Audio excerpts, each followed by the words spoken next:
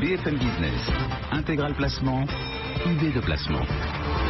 Et c'est Benoît Lombard qui vient de nous rejoindre. Bonjour Benoît. Bonjour Cédric. Associé gérant pour Vita, mais on va parler ISF ce matin. D'abord, on replante le décor. On plante le décor historiquement. 3 étapes. Création, suppression, puis j'allais dire rédemption. Création en 81, à une époque où on avait une inflation à 14%, on y reviendra.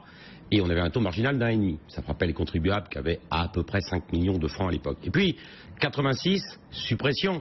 Donc, on sait que le ministre de l'époque, le Premier ministre de l'époque, Alain Juppé, s'en était voulu de l'avoir supprimé, puisqu'elle a été rétablie en 88, rédemption lorsque les socialistes sont venus au pouvoir. Et puis depuis, on a 35 ans d'histoire d'ISF qui jalonne l'exception française, mais on en reparlera. Bon alors, voilà pour le cadre reposé. Petit rappel de barème également, qui est assujetti à l'ISF, quand est-ce qu'on déclare, quand est-ce qu'on paye, enfin voilà. Alors 2014, il y a eu 350 000 contribuables assujettis, 330 000 pardon, contribuables assujettis à l'ISF, il y en avait 100 000 en 81, donc c'est important aussi. Qui est redevable de l'ISF? Toute personne dont le patrimoine excède 1,3 million. Et ces personnes-là, il y a 2 catégories de redevables. Il y a ceux qui ont entre 1,3 million et 2 570 000 euros, et puis ceux qui ont plus de 2 570 000 euros. Le petit ISF, entre guillemets, parce qu'il faut le payer tout de même, c'est entre 1,3 million et 2 570 000. Sachant qu'une fois qu'on a franchi le 1,3, en fait, on redescend à 800 000. On redescend à 800 000. Excellente précision. On redescend à 800 000, et là, on a une tranche, la première. Donc c'est de 800 000 à 2 millions. De 800 000. Dès l'instant, le premier euro ne coûte pas si cher que ça, parce qu'il y a des abattements. Mais tout de même, il y a quand même 2 000 à peu près euros à payer. Dès l'instant, on est à plus de 1,3 million. Donc, premier ISF entre 1,3 million et 2 570 000, il faut le déclarer dans la déclaration d'impôt sur le revenu, donc papier 18 mai pour ceux qui peuvent encore, c'est-à-dire qu'on par Internet, et puis ceux qui le font par Internet entre le 24 mai et 7 juin. Et là, il faut remplir 2 cases dans cette déclaration 2042C, la complémentaire, la C complémentaire, la case 9 FI et 9 AG de mémoire, où on met le patrimoine brut et le patrimoine net. Mais attention, il s'agit, puisqu'on ne met qu'un seul chiffre, la différence étant le passif, on ne met qu'un seul chiffre, il s'agit de se ménager la preuve de comment on arrive à cette somme totale. On ne le fait pas au hasard. Oui, puis on parlera de la fraude après, et puis les contrôles. Donc,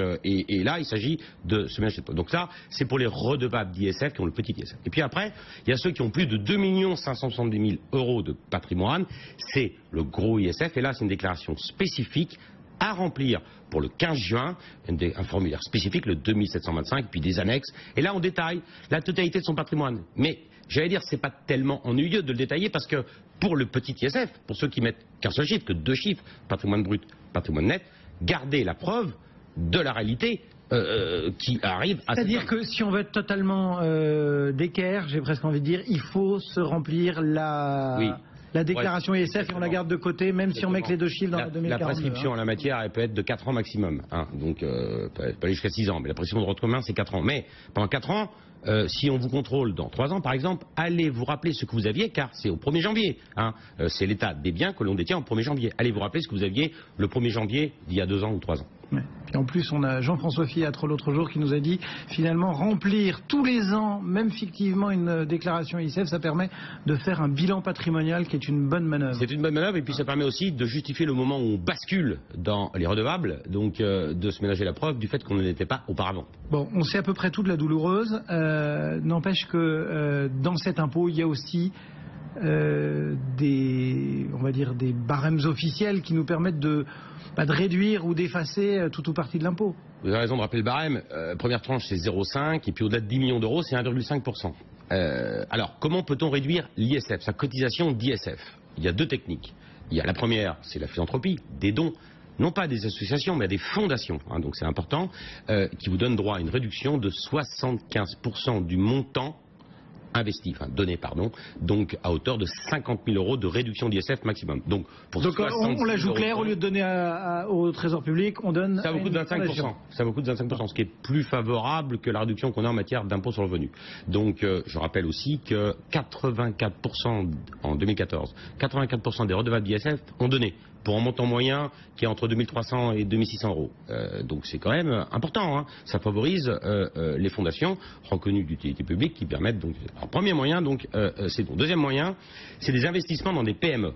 Et là, il y a une subdivision, soit on investit directement dans la PME, au sens de la réglementation européenne, et cette PME, là, vous donne droit, cet investissement vous donne droit à 50% de réduction d'ISF, dans la limite d'une défiscalisation maximum de 45 000 euros, donc 90 000 euros d'investissement, 50% de réduction, 45 000 euros d'ISF en moins pour les plus importants, hein, les ISF, les cotisations les plus importantes. Et puis autrement, il y a des fonds d'investissement, des FIP, des fonds d'investissement de proximité, ou des fonds communs de placement dans l'innovation, qui vous donnent droit aussi à hauteur de 50% du montant réellement investi dans le FIP dans des PME, donc à hauteur d'un plafond de 36 000 euros, donc 18 000 euros de réduction. Donc les gros ISF investissent directement dans des PME, les plus petits dans des fonds qui mutualisent les risques et qui bien évidemment offrent cet attrait de structuration de l'investissement. Là, ce sont les réductions d'ISF, mais il y a aussi le plafonnement, c'est ça? Alors, donc on a la réduction de la cotisation et puis on a la formule magique du plafonnement. C'est quoi le plafonnement? Le plafonnement, c'est un bouclier fiscal. Alors là aussi, il y a une super histoire sur le plafonnement, on va peut-être pas... il a été supprimé, et puis il a été rétabli, mais on a limité les effets du plafonnement, je suis en 86, donc c'est vieux, et puis on l'a rétabli en 2012 pour 2013, puisque je vous rappelle que quand François Hollande a été élu, il en avait supprimé pour l'année 2012 tout plafonnement. Alors c'est quoi le plafonnement? Le plafonnement, c'est qu'on ne peut pas avoir la somme des impôts, impôts sur le revenu, plus prélèvements sociaux, plus ISF, qui soit supérieur à 75% de ses revenus pris en considération pour ce calcul de plafonnement, avec des modalités de calcul spécifiques. Je vous donne un exemple. Si vous vendez votre résidence principale, vous êtes exonéré d'impôt sur les plus-values, et pourtant vous avez pu avoir un gain économique.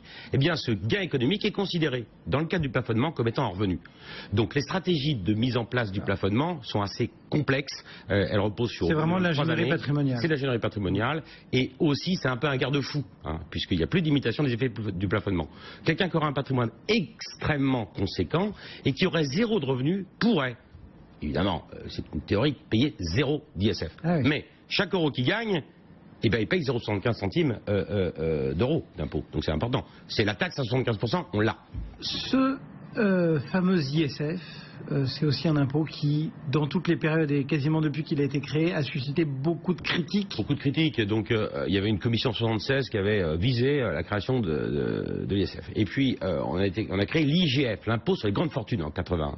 Et puis il a été supprimé en 86 et le gouvernement Rocard en 88 l'a rétabli. Et là il a fait un truc magique. Il a dit c'est l'impôt de solidarité sur la fortune. Et on a affecter cet impôt à l'époque à la création du revenu minimum d'insertion. Donc je la fais courte, en gros les riches payent pour les pauvres. Et là on rentre dans le dogmatisme, on rentre dans ce que ne devrait pas être l'impôt, c'est-à-dire une affectation d'une ressource à une dépense, qui est interdit dans les finances publiques. Mais là, on l'a fait pour cette raison dogmatique, et là on touche la sensibilité des gens, la philosophie même de ce que représente la propriété. Et c'est là où la difficulté repose, puisque je vous rappelle quand même qu'à l'époque, en 81, on avait une inflation à 14%, un taux à 1,5%, donc un taux marginal qui était 89% inférieur à l'inflation. Alors je vais vous donner un autre chiffre. Et aujourd'hui, c'est plus le cas. 1400% supérieur à l'inflation, puisque la tranche marginale est à 1,5%. Et on a 0,1 d'inflation prévue pour 2016. 1400% supérieur. Donc, il faut prendre un risque pour payer un impôt. C'est dans ce sens que cet impôt est inique et qui favorise la fraude. Et du coup, quoi Du coup, quoi Du coup, on va il sera supprimé. Deux chiffres. 5 milliards de collecte d'ISF en 2014, dont 1 milliard suite à des redressements et des contrôles.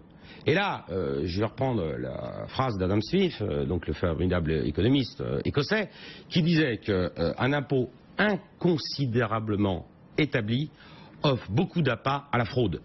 L'ISF favorise la fraude, puisque 20% de la collecte de l'ISF repose sur des redressements et des contrôles. Et vous me l'avez dit, c'est dogmatique. Ça veut dire qu'il ne sera jamais supprimé? Alors, écoutez, notre ministre actuel de l'économie, hein, Macron, il est contre l'ISF. Écoutez, Jacques Attali, qui dans France 2022, son think tank pour les 5 années qui suivront l'élection présidentielle de 2017, eh bien, il estime lui aussi que l'ISF, il faut le supprimer. Tous les candidats à la primaire des Républicains estiment qu'il faut le supprimer. Et puis à la France, on est le seul État au monde qu'on a un. Alors à un moment donné, il va falloir faire preuve non pas de dogmatisme, mais réellement d'une pensée réaliste. Benoît Lombard pour Vitam sur l'ISF. Merci beaucoup, Benoît.